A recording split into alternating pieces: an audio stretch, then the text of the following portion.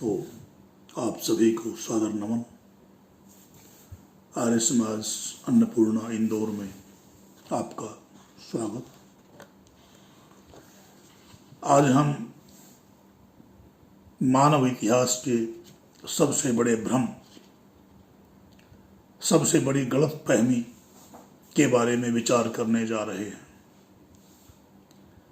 आज की हमारी ये चर्चा, हमारा ये संवाद किसी बाहरी विषय पर नहीं है, बल्कि उस शब्द पर है जो हमारे जीवन को सबसे ज़्यादा प्रभावित करता है, लेकिन इसको हमने सबसे कम समझा है।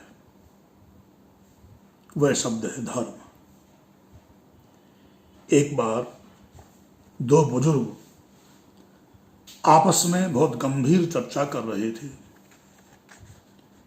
एक ने बड़े गर्व से कहा कि भाई साहब, मैं तो पक्का धार्मिक हूं।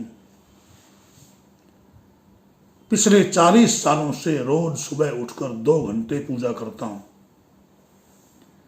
साल में 4 बड़े व्रत रखता हूं, सारे उपवास करता हूं और कोई भी त्योहार नहीं छोड़ता। चारों धामों के मैंने दर्शन किए हैं, तीर्थ यात्राएं तो मैं करता ही रहता हूं। दूसरे बुजुर्ग ने भी सिर हिलाकर सहमति जताई। कहा, हाँ, आप तो वाकई बहुत बड़े धर्मात्मा हैं। विचार करें, क्या सचमुच धर्म इतना ही सरल और सीमित है?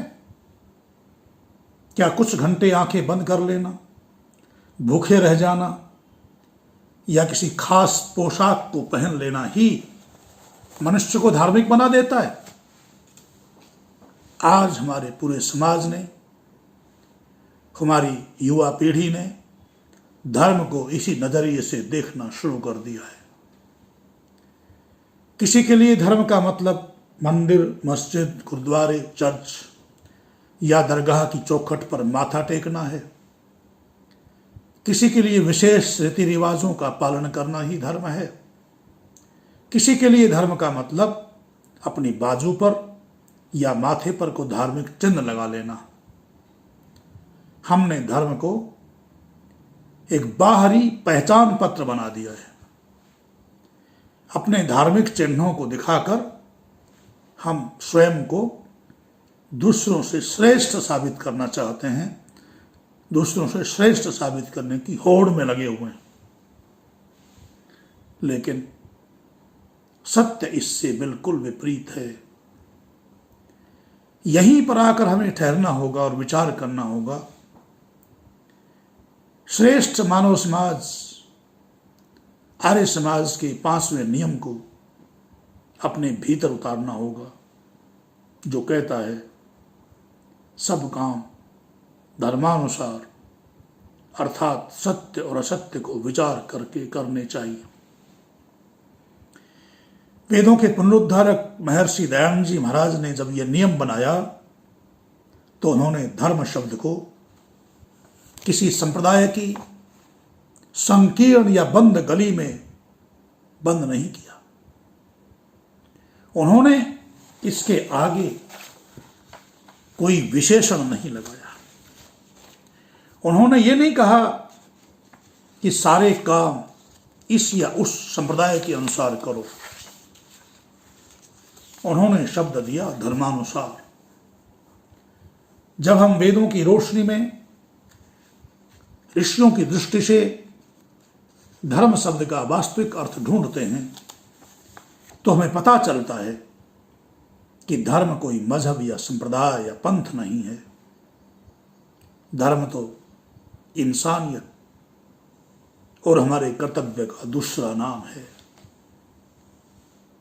आइए सबसे पहले इस बात को समझते हैं कि संप्रदाय और धर्म में क्या बुनियादी अंतर है। दुनिया में जितने भी संप्रदाय और मजहब हैं, उनकी शुरुआत इतिहास के किसी विशेष समय में हुई है। संप्रदाय अथवा पंथ या मजहबों का कोई न कोई संस्थापक होता है, फाउंडर होता है। उनकी कोई एक विशेष पुस्तक होती है और उनकी पूजा पाठ की एक निश्चित पद्धति होती है। संप्रदाय और पंथ इंसानों को अलग अलग वर्गों में बांटने वाले हुआ करते हैं। एक संप्रदाय कहता है मेरी पद्धति श्रेष्ठ है, दूसरा कहता है मेरा रास्ता ठीक है, और तीसरा कहता है मेरा रास्ता ही ईश्वर तक ले जाता है। लेकिन धर्म सार्वभौमिक है। धर्म को किसी विशेष व्यक्ति ने नहीं बनाया। ऋषियों ने कहा कि उदाहरण करने योग्य है, जो जीवन को टिका कर रखता है वही धर्म है। धर्मो धारयते प्रजा, जिसको प्रजाएं धारण करती हैं वही धर्म है। मनुष्य जिसको धारण करने से मनुष्य बनता है वही धर्म है। बहुत सीधे और सरल उदाहरण से, अकाट्य उदाहरण से समझें। अग्नि का धर्म क्या है? उष्णता, गर्मी देना और जलाना। अगर आग से उसकी गर्मी निकल जाए तो क्या वह आग रहेगी? बिल्कुल नहीं, राख का ढेर बन जाती है। जल का धर्म क्या है? शीतलता देना और प्यास बुझाना। सूर्य का धर्म क्या है? प्रकाश देना। अब बताइए, क्या आग का धर्म हिंदू है? क्या पानी का धर्म मुसलमान है? क्या सूर्य का धर्म ईसाई है? नहीं, इन पदार्थों का ये स्वभाव है, इनका गुण है, जिसके बिना इनका कोई अस्तित्व नहीं है। ठीक इसी प्रकार मनुष्य का भी एक स्वाभाविक धर्म होता है। मनुष्य का धर्म है सत्य बोलना, न्याय का साथ देना, कमजोर की रक्षा करना, अपने भीतर करुणा रखना, पेशेंस और धैर्य रखना, समाज के प्रति अपने कर्तव्यों को पूरी ईमानदारी से निभाना। यही मनुष्य का धर्मानुसार जीवन है। जब महर्षि दयानंद जी महाराज ये कहते हैं कि सब काम धर्मानुसार करने चाहिए, तो उनका व्यावहारिक मतलब ये होता है कि आप सुबह से लेकर शाम तक, रात तक जो भी निर्णय लेते हैं, जो भी कर्म करते हैं, उन्हें अपनी इंसानियत की कसौटी पर उतारिए। कोई भी कदम उठाने से पहले खुद से एक सीधा सवाल पूछिए कि मैं जो भी काम करने जा रहा हूं, क्या उससे किसी का अहित तो नहीं होगा, किसी का बुरा तो नहीं होगा? क्या इससे समाज और मानवता का कल्याण होगा? अगर आपका दिल और आपकी बुद्धि कहती है कि हां, ये काम सही है और इससे किसी निर्दोष को कष्ट नहीं पहुंचेगा, तो वह काम धर्मानुसार है। और अगर भीतर से आवाज आती है कि इसमें मेरा स्वार्थ छिपा है और इससे किसी दूसरे का नुकसान हो सकता है, तो भले ही पूरी दुनिया उसे सही कह रही हो, वह काम अधर्म है। आज हमारे समाज की सबसे बड़ी समस्या को देखिए। हमारे देश में मंदिरों, उत्सवों और धार्मिक आयोजनों की कोई कमी नहीं। रोज धार्मिक आयोजन होते हैं, जगह जगह चारों तरफ भीड़ है, लाउड स्पीकर का शोर है, पाखंड के बड़े बड़े प्रदर्शन हैं। लेकिन ऐसे आयोजन करने वाला वही धार्मिक व्यक्ति जैसे ही अपने ऑफिस की कुर्सी पर बैठता है, वह रिश्वत लेने से नहीं हिचकिचाता। जैसे ही वही धार्मिक व्यक्ति बाजार में दुकान खोलता है, वह मिलावट करने से बाज नहीं आता। जैसे ही वही व्यक्ति घर लौटता है, वो अपनी पत्नी या माता पिता के साथ दुर्व्यवहार करता है। सोचिए, जो व्यक्ति सुबह 2 घंटे पूजा करता है लेकिन दिन भर समाज को लूटता है, क्या वो धार्मिक है? सनातन वैदिक सिद्धांत के अनुसार वह सबसे बड़ा अधर्मी है, वह सबसे बड़ा पाखंडी है। उसने पूजा को केवल एक ढाल बना लिया है ताकि वह अपने पापों को छुपा सके। सच्चा धर्म तो कर्मों में झलकता है, मनुष्य के कर्मों में दिखता है।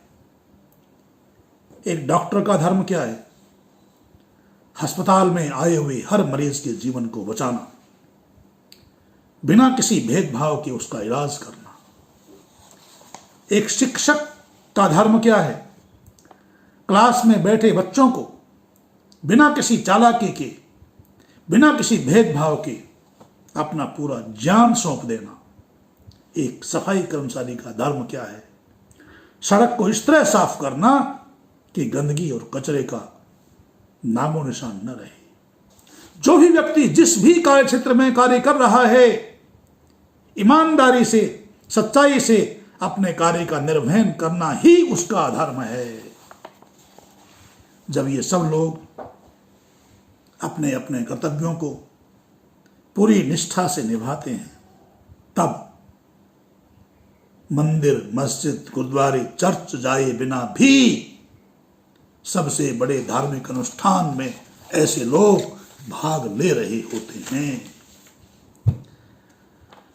हम धर्म की इस वैज्ञानिक और व्यवहारिक परिभाषा को समझें, संप्रदाय की दीवारों से बाहर निकलें।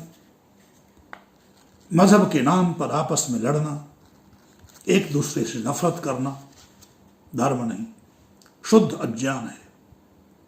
वेद हमें सिखाते हैं कि पूरा संसार परिवार है।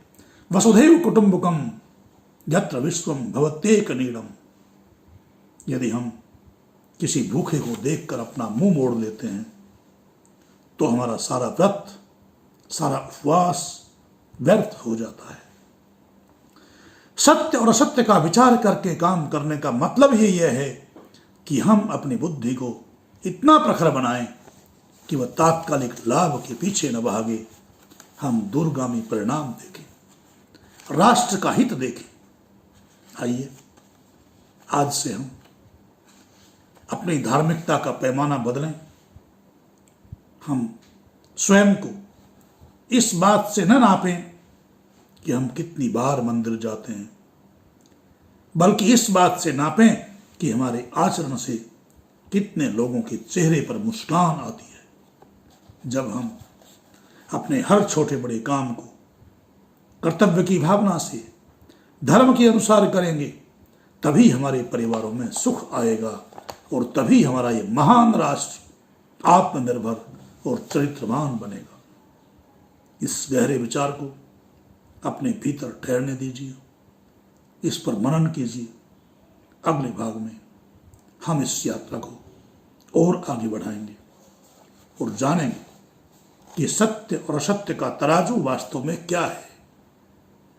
कोई भी बड़ा निर्णय लेते समय हमारे मन के भीतर जो असमंजस होता है, उसे दूर करने का, निर्णय लेने का असली विज्ञान क्या है, इस पर हम विस्तार से विचार करेंगे। आप सभी ने इस चर्चा को इतनी आत्मीयता से सुना। आप सभी के भीतर बहने वाली उस कर्तव्यनिष्ठ चेतना को सादर नमन। इति ओम सम। धन्यवाद। जय भारत। कृण्वन्तु विश्वमारी।